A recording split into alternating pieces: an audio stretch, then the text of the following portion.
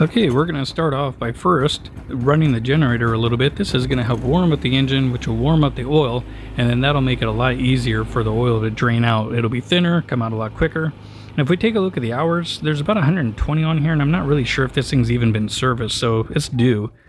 Alright, stuff we'll need is some paper towels or rags, some 5-weight, 30-weight oil if you're in colder areas, or 10-weight, 30 will work, a catch basin, and then also a funnel to help fill it back up. These guys are going to help us with a spark plug, a Phillips screwdriver, and then of course a pair of pliers.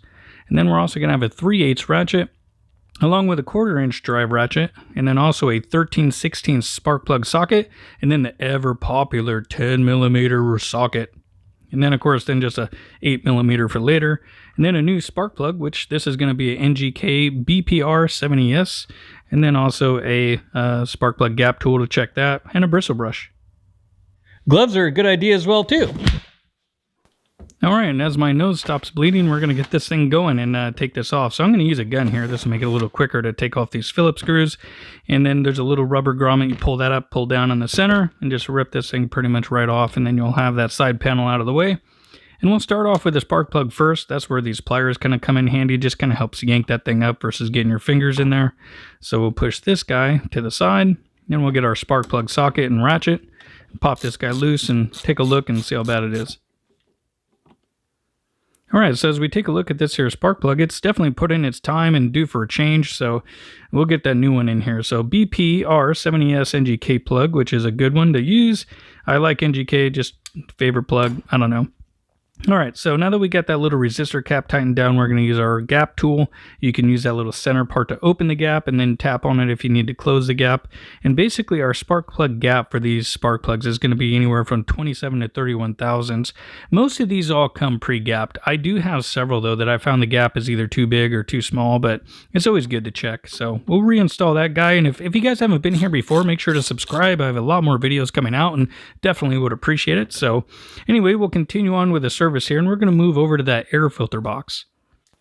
Okay, so what I like to do is I like to grab this breather hose right here, and I'm going to use that as kind of like a little bit of a handle. You don't want to pull on it real hard or anything, but so we'll open the little latch on the bottom. You'll see it just kind of flips open, and then that'll kind of release it from the bottom, and then there's kind of a little tab up top that we're going to kind of shimmy this thing out, and I'm going to be holding on to that tube real quick, and you'll kind of see here in just a second. So now that we got that loose up top, we'll pop that guy, and then we can just kind of use that to slide this guy out. Just kind of makes it like a little handle.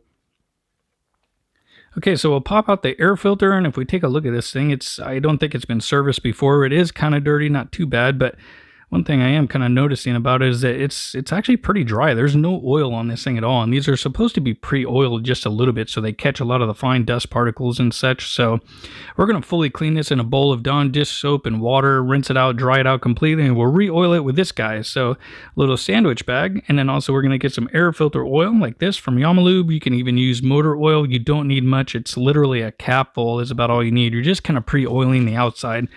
These don't need to be super saturated with oil, so we're going to take this cap of oil and put it inside that sandwich bag. Then we're going to close up that bag about 3/4 of the way, make sure it can breathe. You don't want to pop the bag.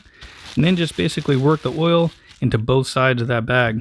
Put in the filter, slide that guy in there, and then basically just start kind of working around all the way around the outside edges and everything, and mainly the two flat surfaces are the biggest spots.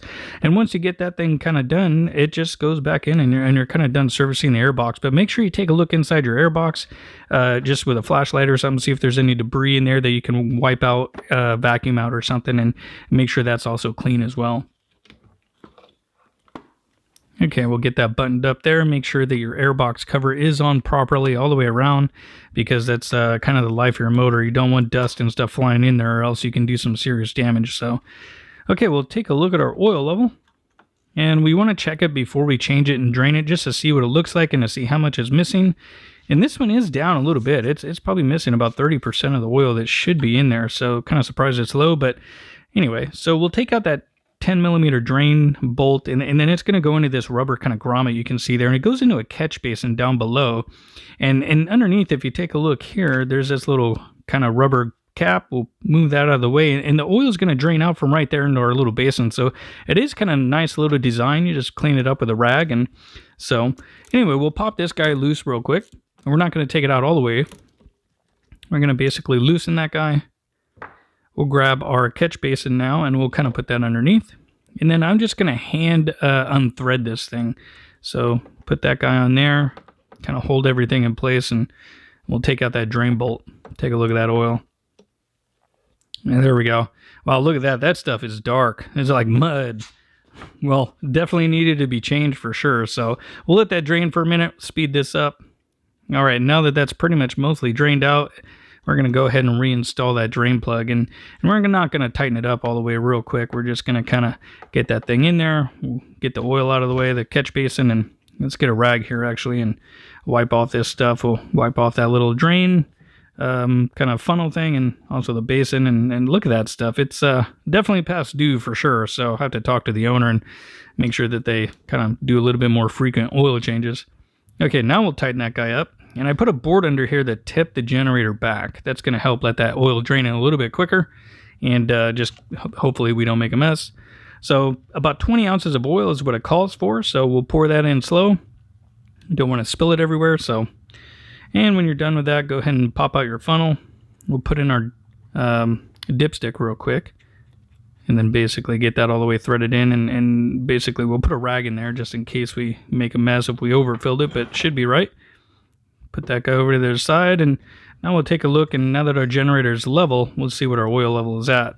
And the best way to do this really is to just look inside there. You can kind of actually see it real easy. If it's up high enough, it'll be halfway up on those threads, and that's plenty fine. If you can see it on the threads in the middle, you're good to go, and you can just put the dipstick back in and call it a day. Or if you want to check it, just kind of dunk it, bring it out, and you can see right there it's pretty much all the way to the top. So pretty much good to go with this section.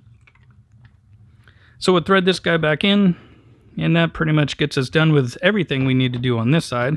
We're going to put that side panel back on, and then we're going to move over to this other step, which sometimes people don't do this, but we're going to work on that flame arrestor. All right, so that guy right there is a flame arrestor screen or exhaust screen. You see all that soot? That's pretty bad. This generator is definitely in need of a tune-up. It's been running pretty sooty, so it's a rich condition, which could just be from that spark plug, or maybe even needs a little bit of a carburetor tune-up. Okay, so 2 8mm bolts. And we're going to basically pop those guys off. And we'll take a look here in a second and see what it looks like. Okay, so that is our basically flame arrestor screen. You can see all that soot. That's pretty bad. So it's definitely needing to be cleaned. This kind of stuff can build up carbon deposits and start popping out little like red ambers and stuff on hot days, and so this is why you want to service this. And look at that thing, that's pretty bad. And actually there's some debris on here. It's actually muffler packing is what this is. So inside there's this kind of a packing mat material, which is a muffler packing that helps keep your exhaust quiet, and that stuff will kind of blow loose. So anyway, to clean this guy, anytime you can use fire, why not, right? So what you do is you can actually just take a little torch and you'll actually cook the soot right off of the screen. And I'll show you kind of up close here. If we just kind of cook this little area here, you'll see all that black soot kind of burn away. And you can use a bristle brush, you can use some parts cleaner. Wire brush works really good with this, or either a real hard nylon brush. And you can see there the torch though just kind of makes quick work of this. You just kind of bake it and fry it, and who doesn't like playing with fire a little bit? So hey, you know. All right, so the flame arrestor is pretty much done. So we're going to work on that screen real quick. And again, you would just take a nylon brush like that and make sure this stuff is cool. And obviously, if you're doing this, be careful. You can start fires, and you want to have a fire extinguisher nearby. And, you know, so if you're going to use parts cleaner, don't get it hot.